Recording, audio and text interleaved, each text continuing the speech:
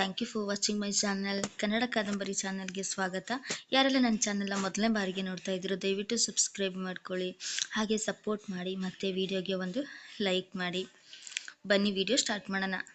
ಹಾಗೆ ಒಬ್ಬರಿಗೊಬ್ಬರು ತಪ್ಕೊಂಡು ಆ ರಾತ್ರಿ ಖುಷಿಯಿಂದ ಕಳೀತಾರೆ. ಆನಂತರ ಮಾರ್ನಿಂಗ್ 6 ಗಂಟೆಗೆ ಕರ್ಟನ್ ಹಿಂದೆಯಿಂದ ಬರೋ ಸೂರ್ಯನ ಕಿರಣದ ಶ್ವೇತನ ಮುಖಕ್ಕೆ ತಾಗುತ್ತಿದ್ದಂತೆ ಎಚ್ಚರವಾಗುತ್ತೆ. ಆಗ ಅವಳು ನಿಧಾನವಾಗಿ ಕಣ್ಣನ್ನ ಬಿಡ್ತಾಳೆ. ಆದರೆ ಅವಳು ರಾತ್ರಿಯೆಲ್ಲ ಮಲಗಿದ್ದ ತೋಳು ಎಲ್ಲೂ ಕಾಣಿಸ್ದೇ ಇರೋ ರೀತಿ ಆದಾಗ ಅವಳು ತಕ್ಷಣ ಎದ್ದೇಳ್ತಾಳೆ. ಮೇಲೆ ಎದ್ದ ತಕ್ಷಣ ಗಾಬರಿಯಿಂದ ಎದ್ದು, ಅಯ್ಯೋ ಟೈಮ್ ಆಗೋಗಿದೆ, ನಾನಿನ್ನೂ ಎದ್ದಿಲ್ಲ, ಅವರು ಏನು ಅನ್ಕೊತಾರೋ ಅಂತ ಎದ್ದು ಬರ್ತಾಳೆ.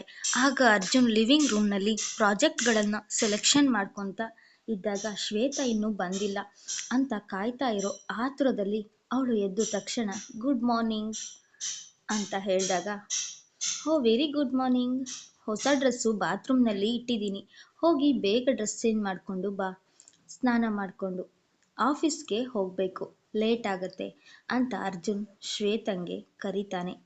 ಓಕೆ ಅಂತ ಹೇಳಿ ಹೋಗ್ತಾಳೆ. ಸ್ನಾನ ಮುಗಿಸಿ ಡ್ರೆಸ್ ಚೇಂಜ್ ಆಗಿ ಬಂದ ತಕ್ಷಣ ಕಾಫಿ ಕೂಡ ರೆಡಿ ಮಾಡಿರ್ತಾನೆ ಅರ್ಜುನ್ ಶ್ವೇತಗೋಸ್ಕರ.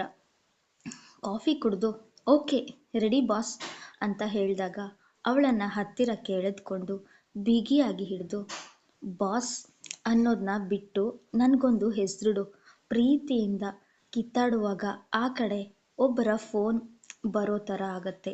ಶ್ವೇತಾ ಫೋನಿಗೆ ಒಂದು ಕ್ಷಣ ಗಾಬರಿಯಿಂದ, ಅರುಣ್ ಯಾಕೆ ಕಾಲ್ ಮಾಡ್ತಿದ್ದಾನೆ, ನನಗೆ ಕಾಲ್ ಪಿಕ್ ಮಾಡಲ್ವಾ ಅಥವಾ ಬೇಡವಾ ಅಂತ ಗಾಬರಿಯಿಂದ ಶ್ವೇತಾ ಯೋಚನೆ ಮಾಡ್ತಾಳೆ.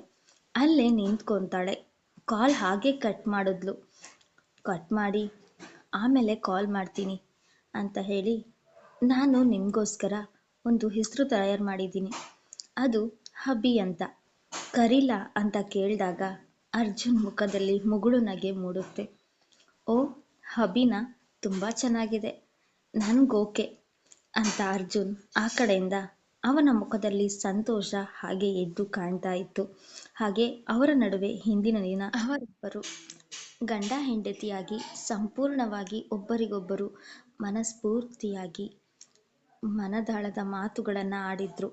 ಅದರಿಂದ ಅರ್ಜುನ್ಗೆ ಎಲ್ಲ ಹೆಣ್ಮಕ್ಳು ಒಂದೇ ಥರ ಇರಲ್ಲ, ನನ್ನ ಶ್ವೇತಾ ಹಾಗಿಲ್ಲ, ಅವಳು ತುಂಬ ಮುಗ್ದೆ ಅಂತ ಅವನಿಗೆ ಅವಳ ಮೇಲೆ ತುಂಬಾ ಪ್ರೀತಿ ಬರುತ್ತೆ. ಆಗ್ಲಿಂದ ಅವನು ಮುಖದಲ್ಲಿ ಮುಗುಳು ನಗೆ ಮೂಡುತ್ತೆ.